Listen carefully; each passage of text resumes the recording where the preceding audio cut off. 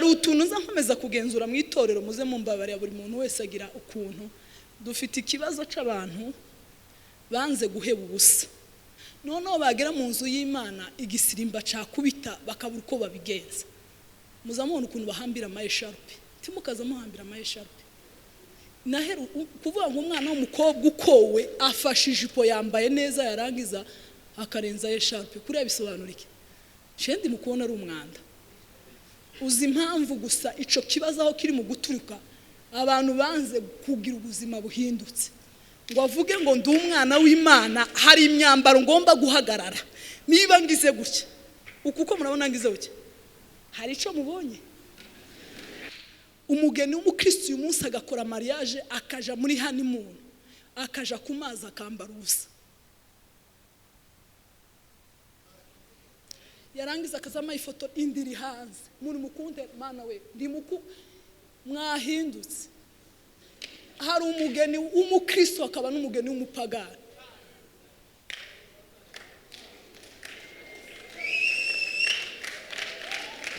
Kandi naratangaye, Bibiliya ivuga ngo umugore wubaha Imana ngo arangwa n'isoni. Impamvu muri mukubona isoni zarashize, n'abantu banze kuba mu buzima buhindutse. Ubuzima buhindutse rero butera isoni. Kugira ngo ubuzima bwawe ushake impinduka, nuko utekereza agaciro watakaje, bigatuma ugayibza uri mugahinduka. Nukwibuka agaciro k'icurico bigatuma uhinduka. Bibiliya ivuga ngo twaremwe mu buryo butangaje, Imana yaturemye mu buryo bukomeye. Imana yenze kutugira Imana, turi mu cimbo c'Imana. Reka twese dukomera Imana amashi menshi. Ahantu badusize sinzi uko bigenze. Reka nsabe Betami twazanye, Betami muze dukomerezeho iminota nk'irindwi. Hari ikintu, iyi ndirimbo murayivuze ngo Yesu yakoze umurimo ntiyawucikije. Numva sinzi uko bigenze. Hallelujah!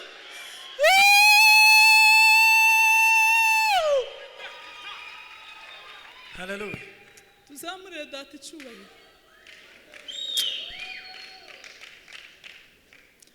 Byari kugenda gute yawucikiza? Iyo biza kumunanira yari kudusigaye.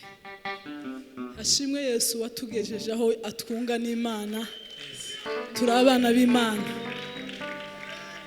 Katuzamurire Imana icubahiro. Hallelujah! Tuzamurire Imana icubahiro. Ay, hallelujah, yes. Ubu turabana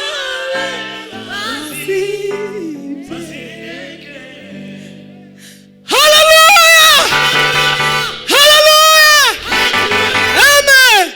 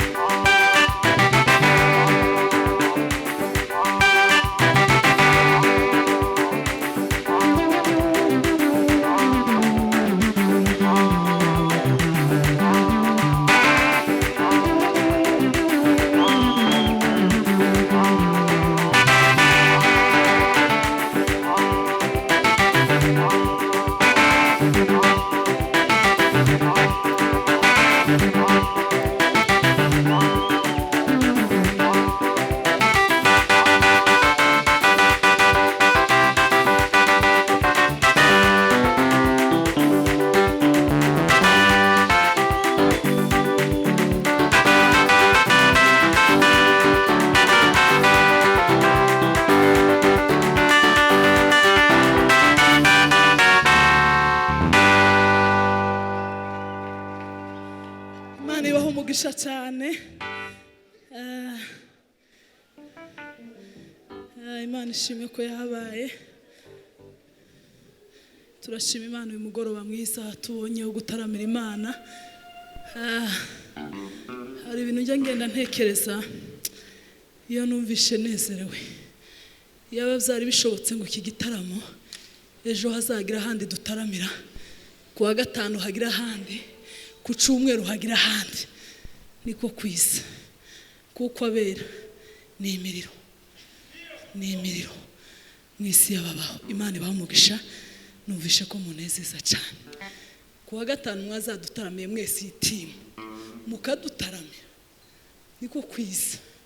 Muzoze mudutaramire kuko mukoze ikintu ciza. Turashimira itorero rya Foursquare ryabashe kutugira icyizere kugira ngo badutumire ibintu byiza.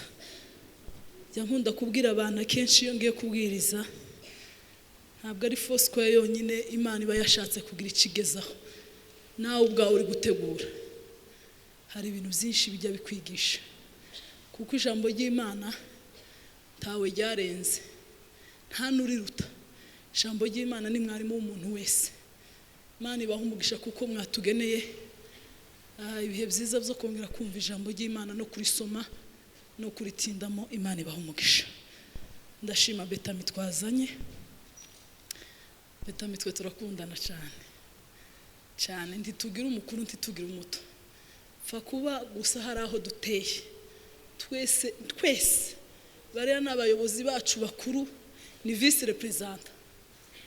Timwumva ko bikomeye, ariko dora ricaye kuko baratureze tugera aho tugera. Ni byiza rero iyo bakomeje batureberera bakareba uko bigenda, twumva ari umugisha ukomeye. Imana ibaha umugisha abayobozi bacu. Dushimira abana bacu baduherekeje ndetse n'itorero ryose. Imana y'Isirayeli ibaha umugisha. Dushimiye Bishop na madamu we n'abapasiteri mukorana kuba mwaratwizeye mukaduha agatuti. Data wo mu ijuru abaha umugisha. Maze iminsi nakiriye bigizi twazanye n'umudamu uvuye muri Amerika.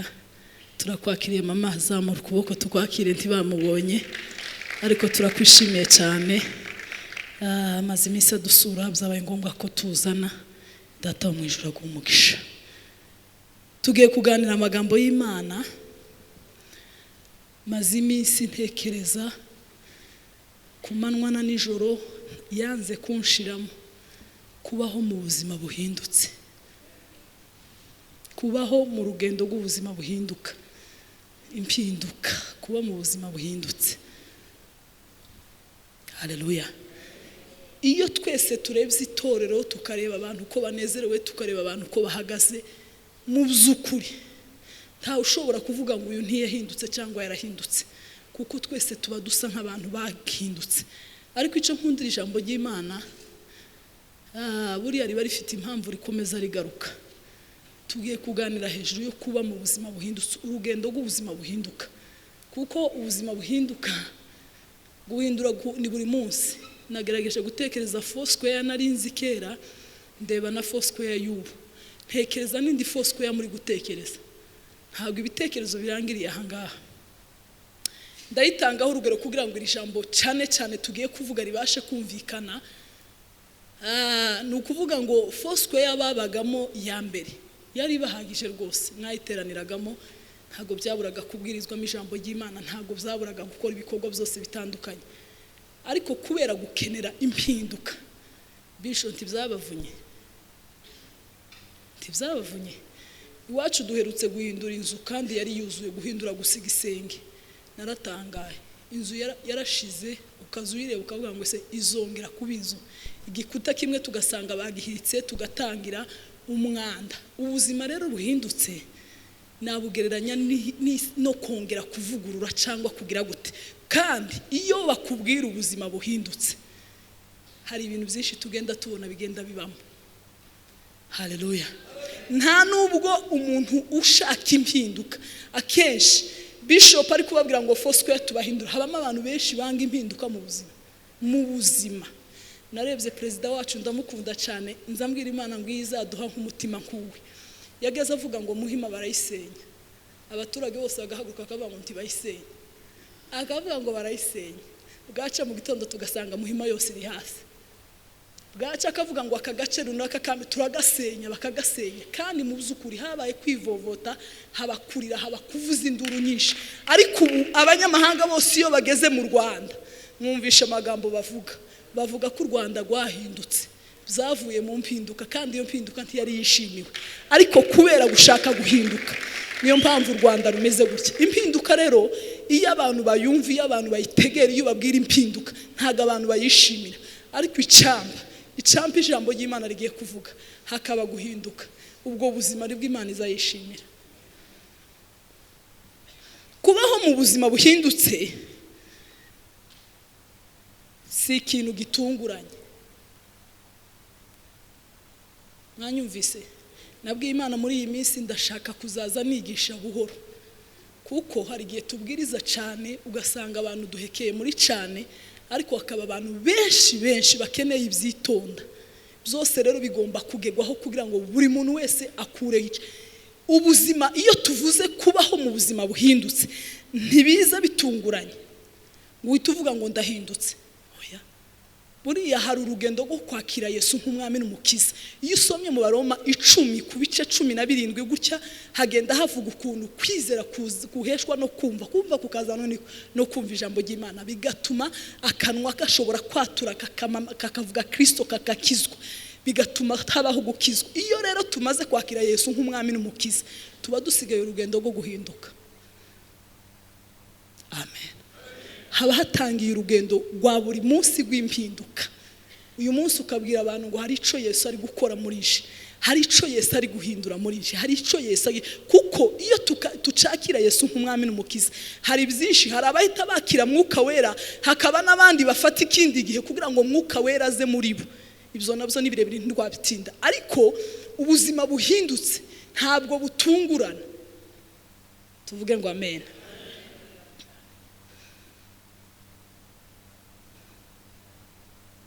Ni urugendo rwa buri munsi.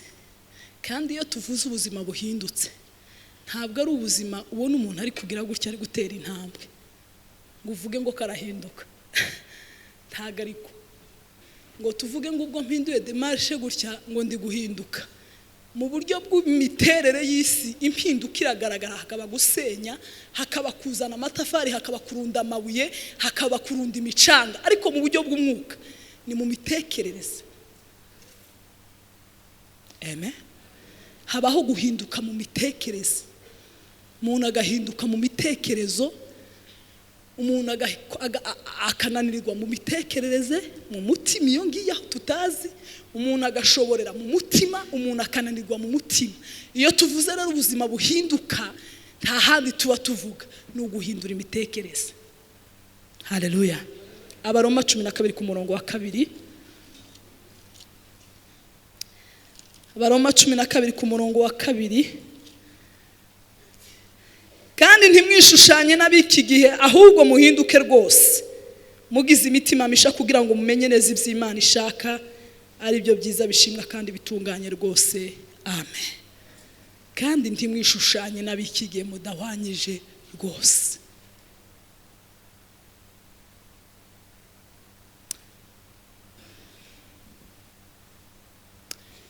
Ubuzima buhindutse, ubuzima buhindutse ni ubuzima budahuye n'ubwisi, ni ubuzima bwa gayisi, bugashaka ubundi buzima buri guhamagarirwa.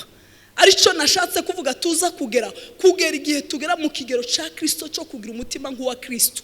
Ni ukuvuga ngo ubuzima buhindutse buba bugukura mu buzima bugayitse cyangwa bucogoye bucita intege, bushaka kukugeza mu buzima bwiza bushimwa bushitse aho Imana ishaka. Urashaka kuva mu mwanya Imana idashaka ukaza mu mwanya Imana ishaka, ubwo buzima buhindutse. Tuvuge ngo amen.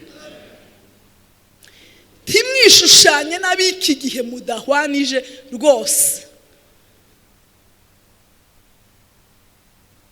Hari utuntu nza nkomeza kugenzura mu itorero, muze mumbabarira buri muntu wese agira ukuntu. Dufite ikibazo c'abantu banze guheba ubusa. Noneho bagera mu nzu y'Imana igisirimba cakubita bakabura uko babigenza. Muzamubona ukuntu bahambira amayesharupe. timukaza muhambira amayesharupe naheru kuvuga ngo umwana w'umukobwa ukowe afashe ijipo yambaye neza yarangiza akarenza yesharupe kuri abisobanura iki shendi mukubona ari umwanda munyihanganire uriya ni umwanda nta mwana w'umukobwa wo buhagaze kuri kamera iri kumufata afashe sharupe niba yambaye agashati k'icyatsi kibisi ashizeho sharupe y'amabara 12 ako ni akajagari uzi impamvu gusa ico kibazo aho kiri mu guturuka abantu banze kugira ubuzima buhindutse ngo avuge ngo ndi umwana w'Imana hari imyambaro ngomba guhagarara niba ngize gutya ukuko murabona ngize gutya hari ico mubonye niba ngize gutya uku ngize gute uku niba ngize gutya uku hari ico mubonye noneho bakanga guhinduka bagasigarana ku buzima bw'isoni nta mwana w'umukobwa ndabivuze nabanje nzabyara mu izina rya Yesu mureke amayesharupe muzine mwambaye mini kuko nizo mwahisemo mureke guhambira isharupe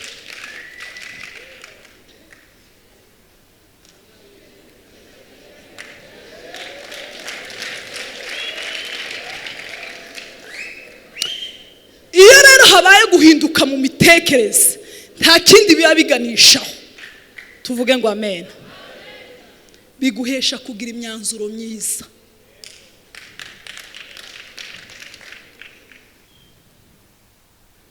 imitekerereze umuntu aratekereza erega hari ibyo abantu baretse kubw'inyungu za Kristo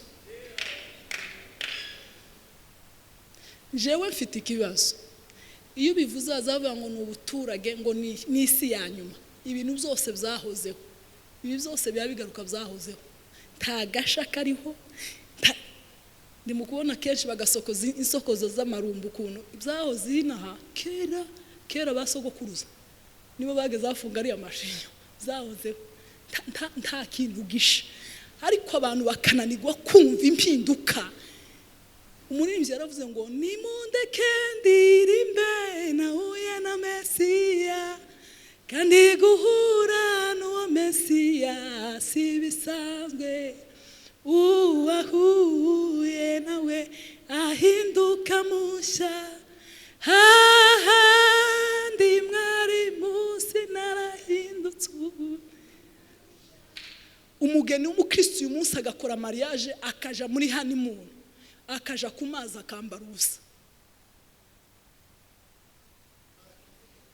yarangiza akazama ifoto indiri hanze muri mukunde mana we ndi mwahindutse hari umugeni w'umukristo akaba n'umugeni w'umupagani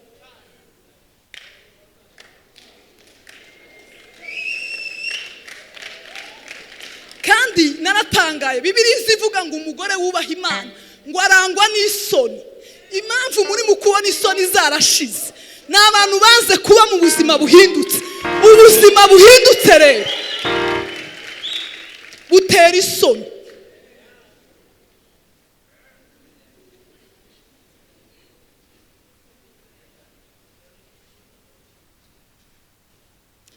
jewe ntarahura na Yesu narinzi style kumuza mundeba gutya narinzi icyo bita style namaze mu Bugande hafi umwaka hahandi ushobora kuja mu mujyi wambaye kecu ukambara n'ikabutura igeza ukumva isi warayifashe ngo uyu mushumba twarabanaga nta muntu wandushaga umujyi mwisi nagaza nsiga verine 3 mu cyumweru amabara amwe nkazashira mu tuzahabu andi ngatambika mu turongo ibyo si ikibazo hari ukuntu umuntu avuga ibintu abantu bakumva nabi ariko ngo buce Yesu arambonekera hari ibintu naretse kubera inyungu za Kristo ndabireka kandi nkunda cyane ariko ndabireka ubu uyu munsi ije kubabwiriza nambaye miningeza ndabarahiye timwofashwa gusa mwonyihorera ariko mu mutima mukaza mugenda muvuga ngo yaraguye umugeni w'umukristo muhinduke mugira imitekerereze misha mwambare neza nk'umukristo, uje ku mazi wambaye nk'umukristo.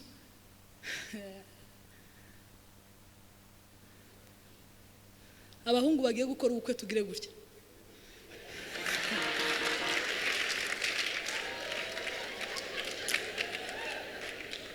Muze mwambika abagore banyu neza n'abana b'abakristo. Nta mpamvu yo kwambara ubusa. Nimurangiza statazi nazo zateye wagira ngo ese ntazahishwa muri telefone basi ngo zibibanga ryanyu. Muze mubyibuka mu myaka kera. Statazi isobanura iki? Ni ikintu gifasha isi yose. Ukubusa bwofasha umuntu. Ubusa buza bufasha nyine bajya bambaye ubusa muri bo, bagagushaka bakabona uko uteye muri bo.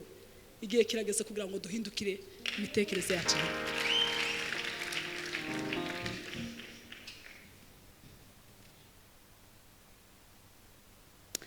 Imbaraga zo guhinduka rero zivahe kugira ngo umuntu atekereze guhinduka bivahe. Guhinduka ni ukwibuka agaciro wagiraga.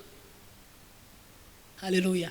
Murabizi ko Adamu na Eva bakiba mu ngobyi ya Edeni bataracumura bagiraga agaciro, bagiraga umwihariko, ariko bukeye bagira icaha, bakora icaha. Naratanga Bibiliya zivuga ngo bihisha Imana, bagira isoni ngo bihisha Imana. Imana igiye kubashaka nkuko ari ishanzi bashaka, irababura bavuga ati muri, baravuga ngo twihishe, twambaye ubusa, twagize isoni, twihishe. Kugira ngo ubuzima bwawe ushake impinduka nuko utekereza agaciro watakaje, bigatuma ugayibza uri mugahinduka. Nukwibuka agaciro k'icurico bigatuma uhinduka. Bibiliya zivuga ngo twaremwe mu buryo butangaje. Imana yaturemye mu buryo bukomeye. Imana yenze kutugira Imana. Turi mu cimbo c'Imana. Nukuvuga ngo Imana ifashe mikoro kuri podium. Imana turi mu cimbo c'Imana. Ako gaciro rero, ako gaciro kuba Imana yaduhaye bwo kuba Imana mu isi, niko gatuma dushaka impinduka ku manywa na nijoro. Haleluya. Ako gaciro k'Imana yatugize, aka gaciro k'Imana yatwohereje. Bibiliya zivuga muri Petero wa mbere ngira ngo ni kuri 15, ahubwo nkuko wabahamagaye ngo ari uwera, ngo namwe mugomba kuba abera. Niko byanditse. Ni ijambo ry'Imana. Uwabahamagaye n'uwera. Arera, arera Yesu. Arera, oh arera Yesu. Arera, arera Yesu. Arera, arera Yesu. N'ubuzima bwibuka agaciro bwatakaje bugahindukira bukinjira mu buzima bwo kwezwa. Kandi iyo watekereje ukamenya ko hari agaciro watakaje, ikintu cambere uzubona imyanda. Sibyo? Iyo ushaka kwinjira mu buzima buhindutse ubona wanduye, kuko urumuri rw'Imana ruba rwamuritse umutima rukakwereka ibintu byose bikugira utari uw'agaciro. Urumuri rw'Imana ruza rubimurika, byarangiza kubona ugatangira ukaba mu buzima bwezwa. Uwaba duhamagaye n'uwera, niyo mpamvu natwe dugomba guhora twezwa. Mana ishimwe. Kinjira mu buzima bwezwa amanywa nijoro ukiyeza.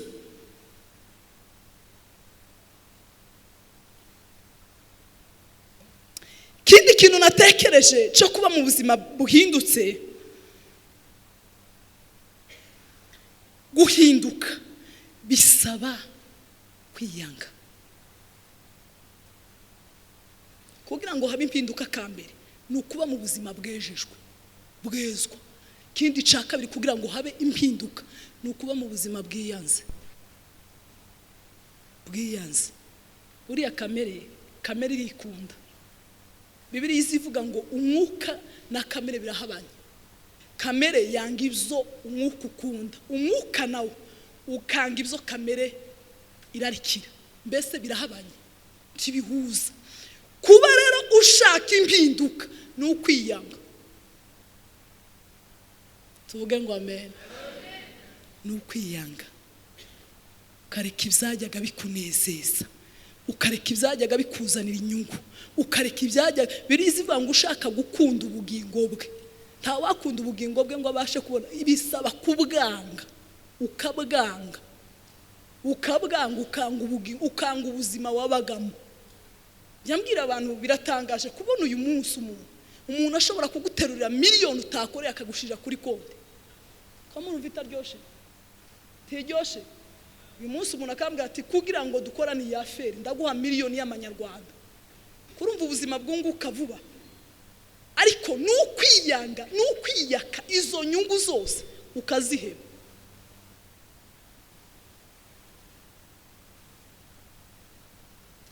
Amen.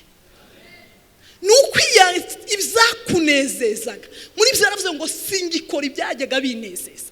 Hari byinshi binezeza kamere ikunda kwangana, kamere ikunda ibice, kamere ikunda inzangano, kamere ikundana byinshi imbuto za imirimo ya kamere murayizi mwese abagalatiya usomye kuri 5:19 habavuga imirimo ya kamere. Rero iyo ushaka ubuzima buhindutse nukwiyanga nukureka ibyo kamere yararikiraga. Bibiliya ivuga ngo ntimugahe imibiri yanyu urwaho ngo ibone uko ikora ibyirarikira, muyimurwaho. Tuvuge ngo amen. Muyime akayira. Muyime. Umubiri ukunda kumererwa neza niwe wa mbere. Uzubwira umubiri ukabwira ngo ejo tuzofunga, inzara ikakurya saa 6 z'ijoro.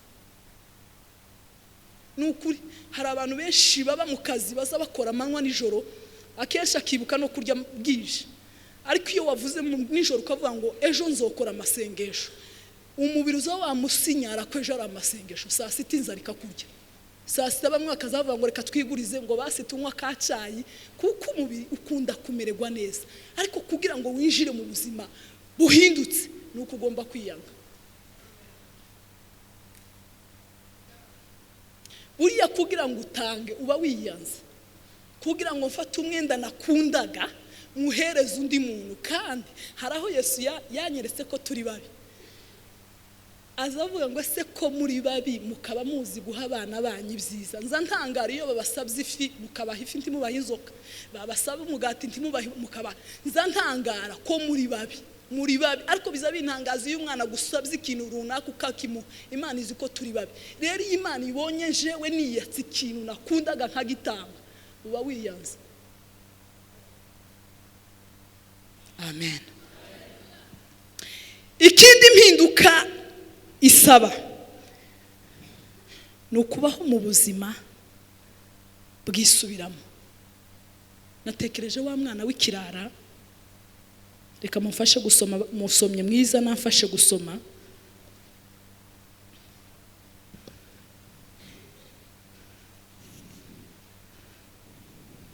Luka 15:11-17. Luka tumabwiswe bwanditswe na Luka 15:11-17.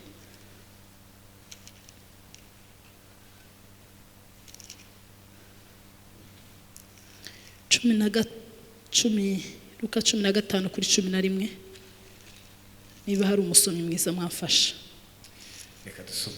Yego. 15:11. Yego.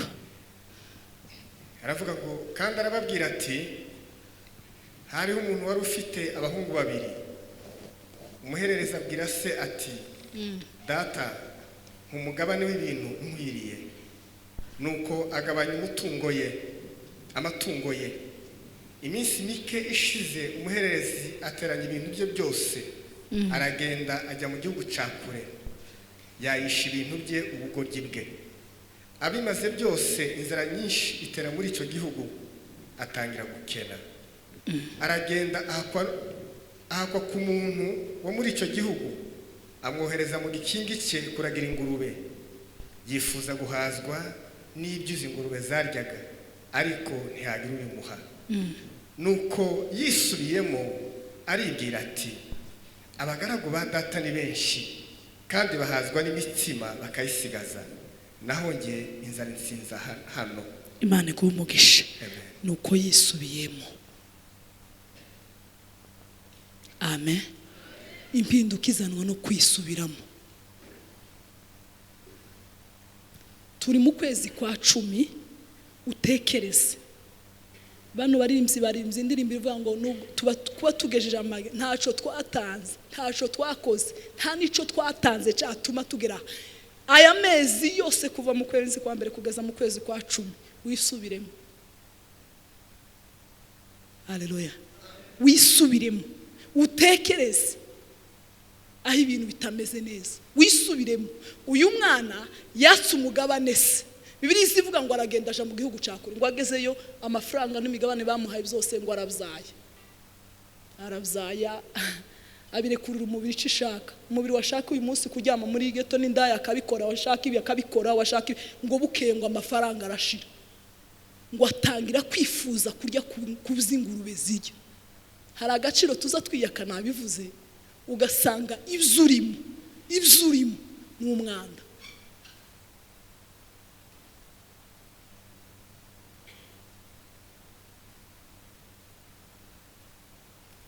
Amen. Yikuye kwa se, yikuye mu bijyo, yikuye mu mata kuko bagiraga amatungo, yikuye mu bintu, arangize yisubiza mu buzima bwo kuragira ingurube. Nta nubwo byari byemewe kuragira ingurube. Yakoze igitangaza, amafaranga adasubizwaho azashira, akuraho umugoroba umwe niyo agazavuga ati wagura kamuseri kamwe akagura, wagura akagura, ngo amafaranga arashira. Basigara bagaburira ingurube akifuza ibiryo by'ingurube. Ngo ageze aho ngaho none nabyo ntabibone. Ibaze kwifuza ibiryo by'ingurube nabyo ntubibone. Ngo arangize aribwa n'inzara.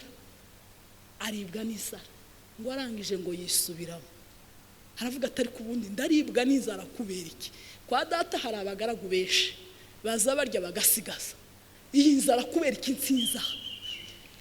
Garuka kwa data wo mu ijuru harimo ibintu. Kurajahe kucura ucika mu gipangu, kurajahe garuka kwa data harimo ibintu. Kubera kuje mu mwanda garuka kwa data harimo ibintu. Bibiliya ivuga ngo nta mahoro y'umunyabyaha. Ibaze kwikura mu mahoro,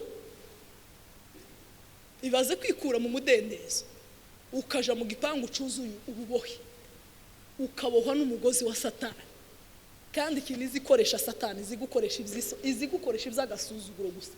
Ibaze umuntu wari umwana urya neza, unywa neza, akifuza iby'ingurube zijya, ariko ngo yisubiyeho. Icampu y'umugoroba abari kure n'abari hafi, aya mezi 10 arahagije, sinzi uwo turi kuvugana nawe.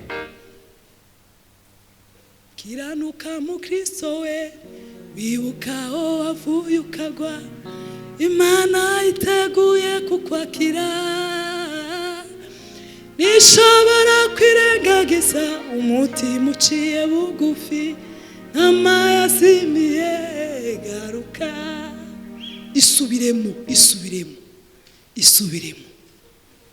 Impindukizanwa no kwisubiramo. Impindukizanwa no kwisubiramo. Nababwiye ngo ibintu by'ubugingo biteye ubwoba, timwomenya jewe pastor ko nasubiye inyuma. Kuko twese niba kubita igisirimba nukuryama tukavindarara hariye. Mwobimenya se? Ukumvugisha induru nkazana amandira nkazama, mwomenya se uko bimeze? Ariko isubiremo.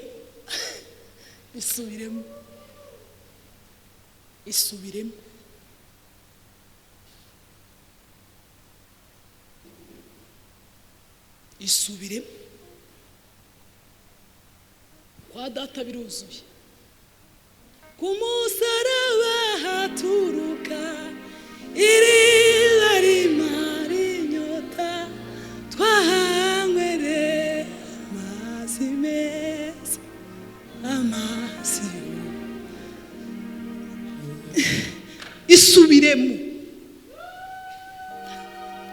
Isubiremo. Kwa data hari ibijyo, kwa data haba byose. Tacho twaburaniye Yesu mu maboko ye, ndacho niki yemewe niki. Tacho naburiye mu maboko yawe, niyo mpamvu ngutambira nivuye. Ayiwe tacho abantu ko barajaye.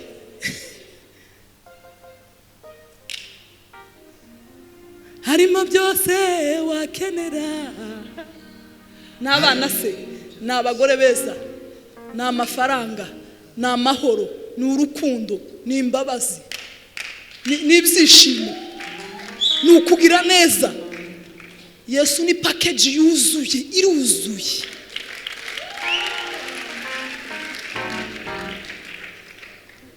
Birizivuga ngo nta muntu numwe wamwiringiye wagize icakena. Yesu ni umutunzi ukomeye. Nta na kimwe twahaboneye imbabazi, ariko imbabazi za Yesu. Noneho ku cyumweru natekereje kari akantu kavuga cyageye Yoshafati, Imana yababwiraga ngo muhumure urugamba surwanyu, njewe nzigwanira, muhagarare gusa muceceke. Bibiliya ivuga ngo bakisha ku rugamba, ngo batangira kurimba, ngo bakavuga ngo murimbe, ngo muhimba kuko imbabazi zawe zihoraho iteka ryose. Ngo muvuge yuko imbabazi zimara abantu. Araumiwe sinzivugaho none ndi mukuzitekereza nkavuza induru, singisenga sigaye mbwira Imana ngo Mana imbabazi zawe zijane n'abana, imbabazi zawe zijane n'umugabo, imbabazi kurima gusanga muvuge yuko imbabazi zawe zihoraho, ngo abanzi bakama bicana. Uko ibyo ni ibiki? Abantu kukibaza bavuga nabi, kuki muza mutongana mu ngo? Isubiremo kwatura gusa imbabazi z'Imana biza binesha icyaha. Utabwiye umuntu ngo Mana ngo umuce amaguru, ngo umutemagure, ngo umurangize. Gusenga muri kamere yanze guhinduka.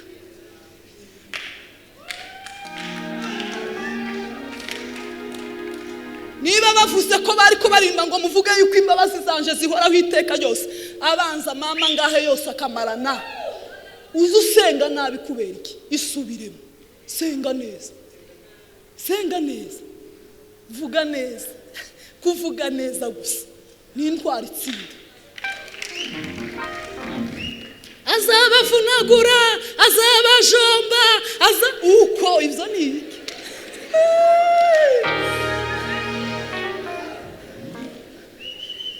Yamaze imfura zo muri Egiputa zose ikababwira ngo muvuge yuko imbabazi zaje zihora iteka ryose. Uzurinda uvunagura, utemagura, urunda mu byobo, urashaka iki?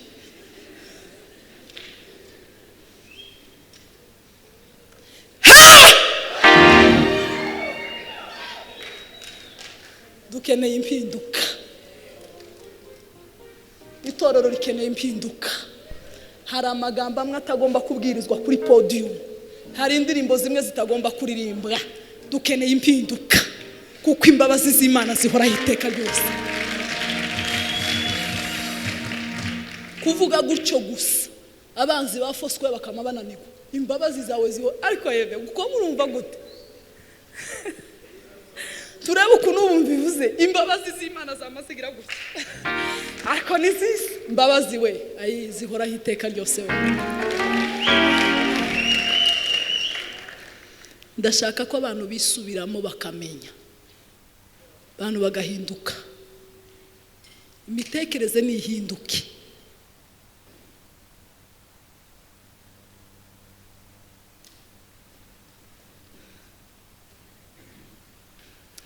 Natekereje abagabo bagerageje guhinduka, bahinduka ku bintu byinshi.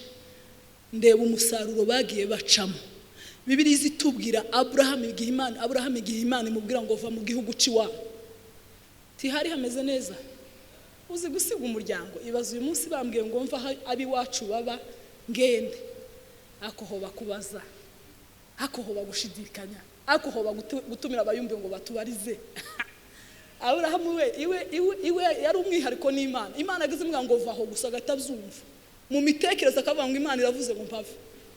Imana ikavuga ngo tanga Isaka. Iwe yagese itabyumva, atagiye kuzana abantu ngo nimutange ibimenyetso. Eraga bijya byose nibyo tuzatwikora. Ishi Imana izi kubwira uzucumva. Uku n'ubu mpamvuga hari ibyo yayikwereka. Ndahanuye ngo mvuge ngo wowe ngo lerazaraga ngo warageze aha ngo ngoge. Hoya uko kiravuga. Bibiliya zivuga kubera guhindura gusa imitekerereza akava mu bitekerezo bya kamere byo gutekereza ngo se Imana ivuze kivuga iki, ushira mu bwa bwenge bwawe biza bituma utsindwa. Ariko kubera ko yakoze icyo Imana yamubwiye gukora, arahindukira yikuraho umwana w'ikinege. Aravuga ngo kubera ko Imana bizi, kuko yari atunze imitekerereze yahindutse, yari yarahindutse, ngo aragenda aravuga ati ndamutamba. Bibiliya ivuga ngo urahamazamuye guki, Imana yamubwira ngo nabibonye wigira ico utwara umwana. Ico kintu camuviriyemo kuba sekuruza wabizera bose. Nta nundi uzoza ngo avuge ngo yatotse yabaye sekuruza. Oya twese tuzohakana. tuzovuga ko Bibiliya yavuze Aburahamu. Kubera iki? Byavuye mu mitekerereze yahindutse. Undi muntu natekereje ni Mose. Mose yari yarahindutse. Bibiliya ivuga ngo yanze kwitwa umwana w'umukobwa wa Farawo. Ako Mose nawe ni igihugu. Ntekereza ibiryo bya saa sita byo kwa perezida, mbitekereza muri je gusa. Kiya abana bavuye ku ishuri bari kubagaburira kwa perezida, none bazabanza bakabaha utuntu tumeze gutya, bakabanza hari aho twigeze kujya muri Cote d'Ivoire, none batujana ku mwamikazi ngo tugereho bakatubaza ngo hari amaji yo mu nganda, hari amaji ya naturel, bariho bakazazana imitobe bakaguhitishamo icyo ushaka, akavuga ati ibwami ni sawa kasi ibwami. Kandi buri umubiri w'umwana wabaye ibwami ntabwo umeze kimwe n'uwabaye nkanje ahantu hasanzwe. Ntabwo umubiri wabaye ibwami uzujya imbuto ukanywa amata ukarya utureji mukagira gute, ntabwo womera nk'ubu. Ariko ngo Mose aravuga ngo sinoguma muri uyu munyenga, pisemo kurenganywa hamwe n'ubwoko bwacu. Ibaze kwikura mu mujyi ukaja ni iyihe nkambi muzi hano? Karongiza, Nyabihekeza, ni kenshi. Bakamabona uyu munsi nikuye mu mujyi ndinjiye, waje gukora ikise mama pasiteri, naje kubabarana namwe, nikuye Kigali tugumana. Ko murumva gute? Ko murumva inama ntiyokora y'imiryango akavuga ati umuntu yarahungabanye, yatangiye abwiriza none byagenze nabi. Niko abantu bovuga. Ariko kubera iyo mpinduka yari yarageze muri Mose, bituma aba umuyobozi w'inkoramutima y'Imana. Bibiliya yaravuze ngo abandi tuzoza tuvugana mu nzozi, ariko Mose n'amaso ku maso. Ariko Mose nzoza mubwira ibintu gutya live. Abandi ni mu nzozi, abandi ni ukubabwira ngo narose bimwe, ngo nabonye umukara, ngo umutuku bindi. Yageze ibwira Mose ngo Mose we umva mvugane nawe. Ninde muntu mwigeze mwumva wadisikise n'Imana akavuga ngo nutemera ko tujana ntabwo tuge? Ninde muntu mwari mwumva Imana yo kubwira ngo ndaguha marayika, uko avuga ngo Imana ishimwe ko iduhaye marayika? Mose yaravuze ngo ntitujana ntabwo nemwe, wewe ari wowe tujana. Nuko yarazi igipangu abarizwamo. Ngaho uyu munsi Imana izakubwire ngo nguhaye marayika uzodusimbuka. Ako Mose yagaze avuga ati nta marayika nshaka, wewe tujane nawe, kuko marayika ndabazi yogera mu nzira karakara katumara, ije nawe ari we tujana.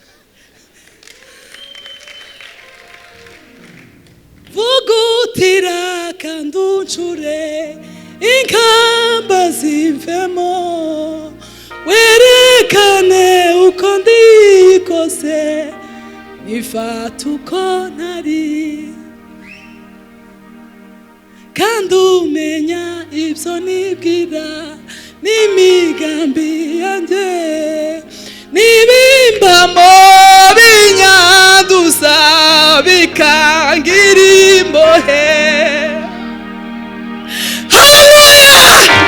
Dukeneye ubuzima buhindutse. Hari ibyo ugomba gusiga, hari ibyo ugomba guheba. Heba ibwami, heba bijya byose bigutera kugubwa neza muri kamere. Heba winjire mu buzima bwo kurenganirwa ubukristo. Petero wa mbere 3, reka nihute kugira ngo iminota itanshirana.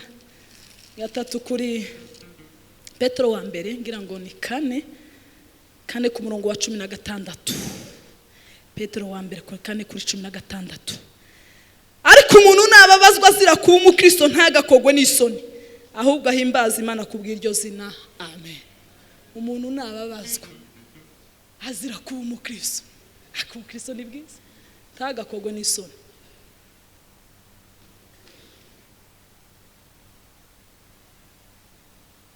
Umuntu nababazwa azira kuba umukristo ntagakogwe n'isoni.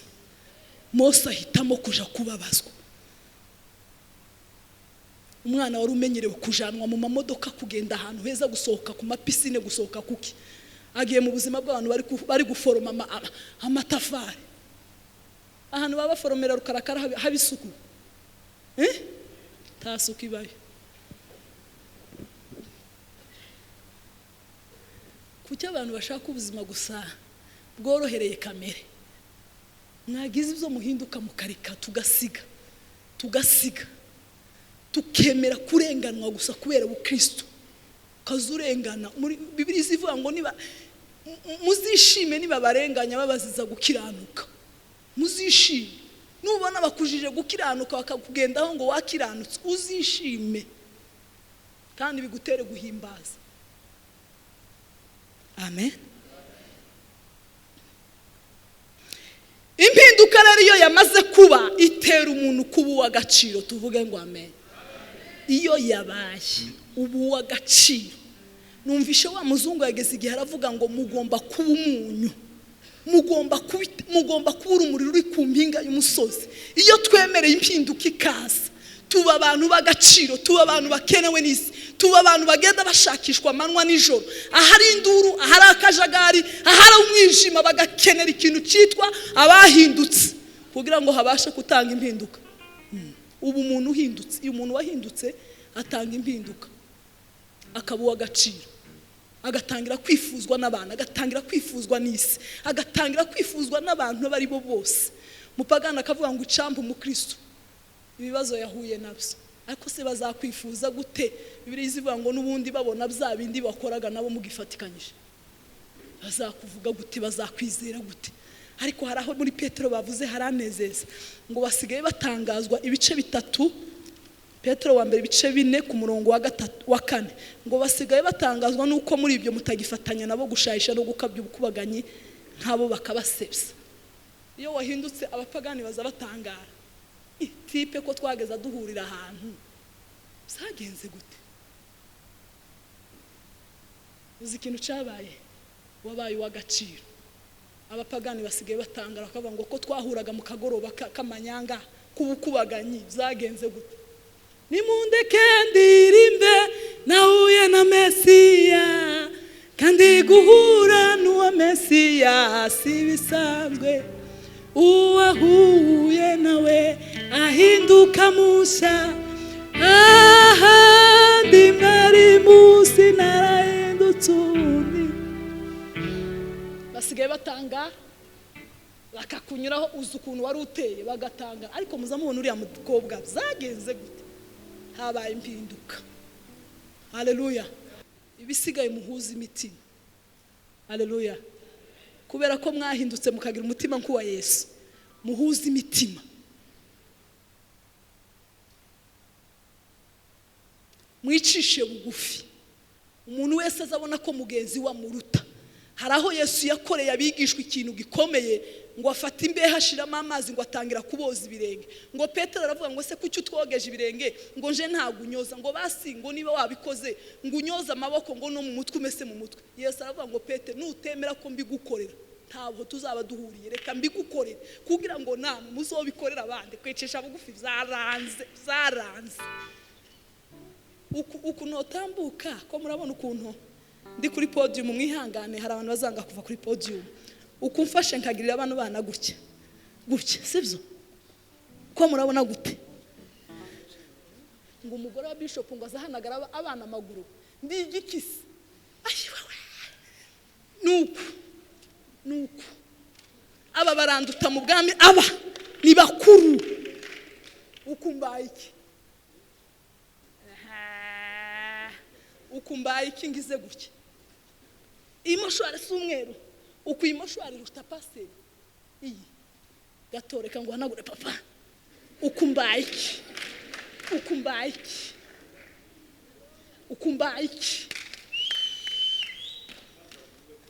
Ndakomeza kuba muka bishop birabinkuraho.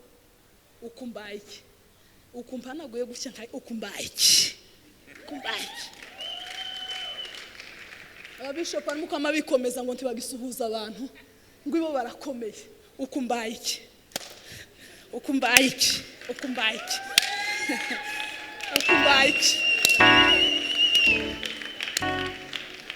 bigenze gute?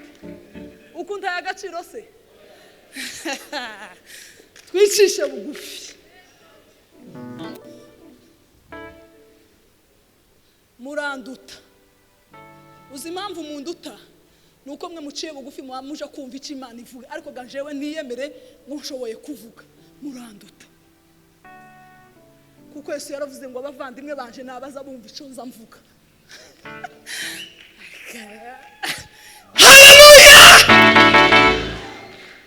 Abakozi baraturuta kuko ko baradutekera turataha twese turye. Baraturuta kandi impamvu bakuruta baza babanza bakisavinga inyama za mbere zitagira amagufwa.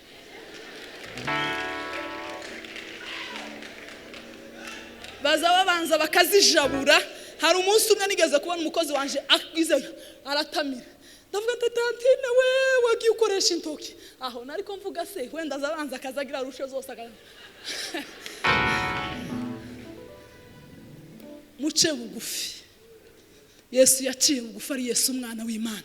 Utarigeze kumenya icyaha, Imana yamuhinduye icyaha ku bwacu, imutanga mu maboko y'abamubamba, asohoza ibyanditswe kuri we. Yesu yemeye kwakira amakosa, bakavuga ngo wakigoryiwe, wagicucuwe, ikize. None bari mu kuvuga ngo ntago twatumva uko watubwira, ukamusanga wasaze, ukamawiriza ukamara icumwe ngo ushonje iki waretse bakagutuka. Kuriyiriza kubeye uko bavuze iki? Ni rimwe na rimwe azanavuga nibyo tuzadukora. Ukamusanga umuntu yaragagaye, rusororo harahari, hazunamisha intwari n'intwa zose zice bugufi, tuzisigeyo tuzishireho ururabo mu minsi 3 babure. Muri bika abakobwa basigagira gukora mu makara, ngo se ndakora mu makara, ngo mama ngo ngwino banze ushirira amakara kumbabura. Nuko urutande wewe ngo tanti ngo wambara ukaza ukanshirira amakara. Tanti Imana izoze, tanti na nawe agira iwabo. Ngo mama ngo wambabare, ngo tanti nakaza basi ngo akanshirira amakara, ngo niba mwambwiye guteka. Abakobwa batagira ariko muzobona ishano, ingozi zobananira guca ibibasambukana. Duce bugufi. Yesu yaciye bugufi, ari umwana w'Imana, aca bugufi. Haraho yageze ari gusenga ngo abona birakomeye, ngo aravuga ngo datiga igikombe ki, ariko aravuga ngo bise kuko nshaka. Yarabonye ko bikomeye, ngo nico gituma Imana yamuhaye izina risumba yandi yose. Amavi yose natarapfukama, amavi yose azopfukama avuge ngo ni umwana yose.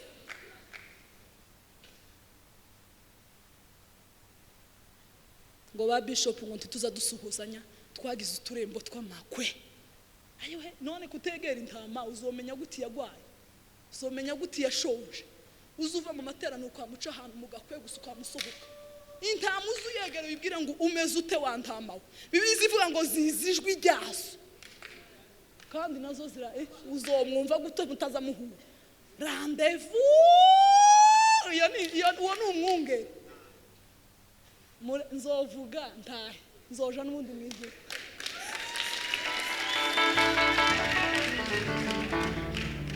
Abayumbe ngo ntibagisu ngo bari ngo barije ngo nabanyamahewe.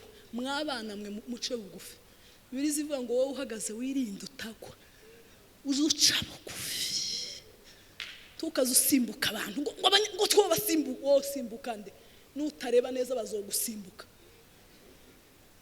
Muce bugufi, mutuze mwumva Imana, muvuge ngo mpindura Mana we, mvugutira. Dufite ikibazo c'abantu bari mukuza mwivuga butumwa ari abayumbe, bakarara mu mahoteli, kaza sambana kuwa mbere, kuwa kare, kuwa gatatu, yarangiza kaza kadukanga. Muzobona ishano. Muce bugufi, mwemere guhinduka, ubwira Imana ngo byarananiye sinza mpinduka, keneye impinduka iva kuri wowe.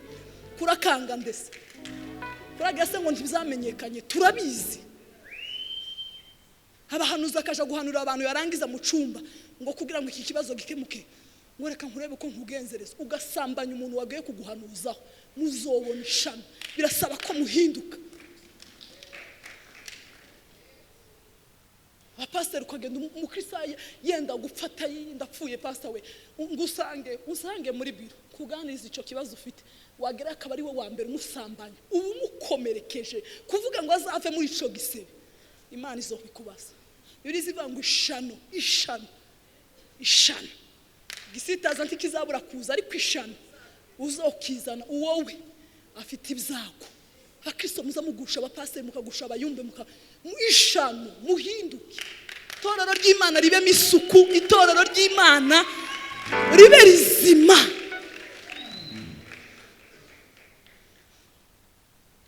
amen habe impinduka duce munsi y'ibirenge by'Imana ubwira Imana ngo Mana we ganira n'umutima wanje Yesu we uku n'ukwezi kwa 10 ingo zasambaguritse abagabo bananiwe kwifata abagore bananiwe kwifata uzobona guta amahoro gute Bibiliya ivuga ngo ikintu kiza gisenya urugo n'ubusambanyi nico Bibiliya yemera ibindi byo kwihanganira imitungo yayangije nta kibazo ibindi byo gutongana nta kibazo ariko Bibiliya ivuga ngo niba yasambanye umuhu rwandiko none uzogira urugo gute uri umusambanyi wananiranye ako nanga ubusambanyi nanga mwisi muzamumva ko nzamvuga inyigisho zose nkagaruka ku busambanyi kuko nicaha gikora uzi gufata umubiri ukava amaraso akabamwe impamvu umugabo wanje nuko mvuga ngo uhereye umunsi wa none kandi bizivuga ngo Imana yafatikanyije ntiyakagire muzamwana ya jambo n'ubusa we uzuja kugisenya hinduka Fosco yamwebwe nta kibazo ko ndabwira bari kuri kamera nabandi nibo mpambwira duhinduke Fosco muri abayumbe mwese ntaribi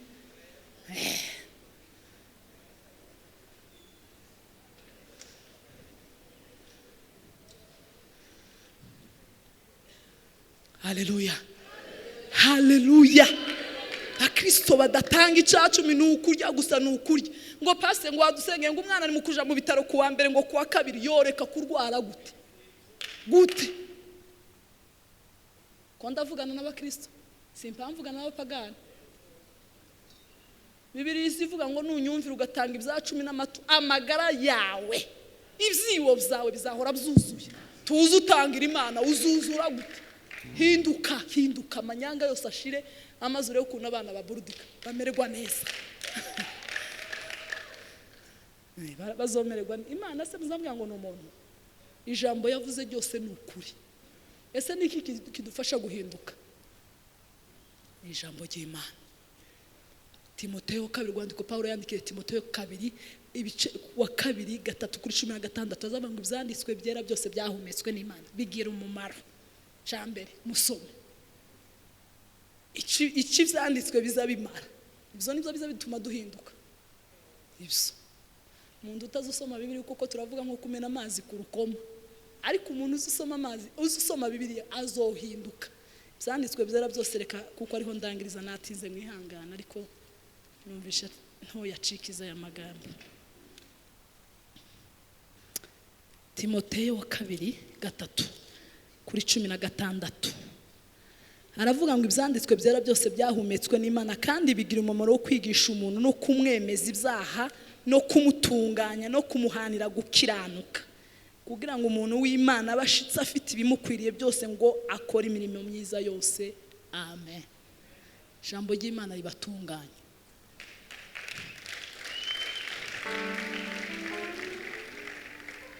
niryo ryo kwemeza umuntu aho abagabo batari Ijambo ry'Imana niryo riza rikwemeza impinduka izanwa n'ijambo ry'Imana musome ijambo ry'Imana abana bacu abavyeyi mureke dusome ijambo ry'Imana hari ibintu nzasoma hari nigeze gusoma igihe kimwe ngo umushumba agomba kudatwaza intama igitugu ndavuga ko hari igihe wotegeka abantu kabatega ibintu batumva ariko kubera gusoma ijambo ry'Imana uzuje gushiramo akantu korosha kuko ijambo ry'Imana rivuga ngo ntimugomba kubatwaza igitugu kuko umurusha ijambo ukamutegeka ukuntu. Byose ni ijambo ry'Imana ritumenyereza, rikaguhindura uyu, rikagucisha bugufi, rikagutunganya, rikaguhindura umuntu w'umunyarukundo wagiraga urwango, rikaguhindura umuntu wihangana, rikaguhindura umuntu w'ibyishimo, rikaguhindura.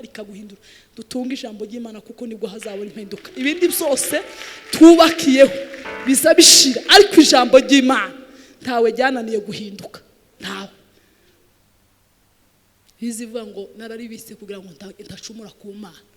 Ibaze niryo riza rituma haba impinduka. Mutarifite ntaci ibintu bizaba bimaze. Tugiye gusenga Imana uku n'ukwezi kwa 10 duhindure.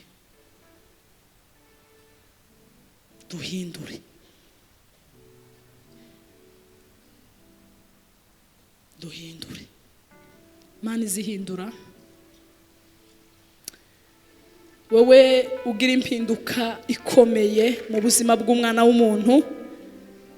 Abakomeye bahindura ibihugu bikagaragara. Kanswe wowe munyembaraga.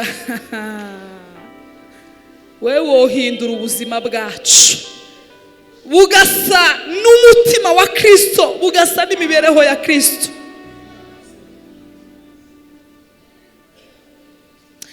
Wohindura amagambo yacu. Bibiliya yavuze ngo umuntu ukunda ubugingo bwe agakunda kubona iminsi myiza, ngo abuze ururimi bwe kuvuga ibibi, abuze ururimi kuvuga uburiganya. Hari impinduka dukeneye Mana. Hari impinduka mu byo tuvuga, hari impinduka mu byo twumva, hari impinduka mu byo dukora, hari impinduka mu miterere yacu. Dukeneye impinduka iva ku Mana.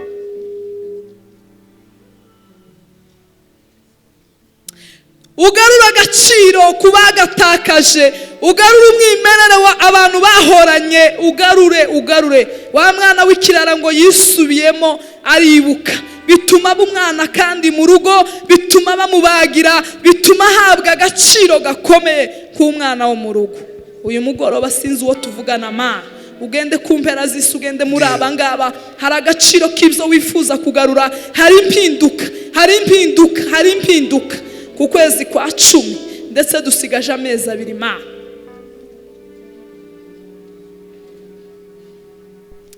Tangira ubuzima bw'impinduka mu mitima. Tangira ubuzima bw'impinduka mu mitima Mana. Tangira ubuzima bw'impinduka mu mitima. Tubashe kubaho uko ushaka, tubashe kuvuga uko ushaka, tubashe gutekereza uko ushaka, tubashe kwicara uko ushaka. Tuguhaye icubahiro kuko ari uzutanga impinduka. Tuguhaye icubahiro kuko ari uzutanga ubuzima busa n'ubwa Yesu. Tuguhaye icubahiro kuko ari uzutuma duhinduka abana bawe bwite. Icubahiro no gukomera n'ibyawe mu izina rya Yesu. Amen. Mana ibahe umugisha.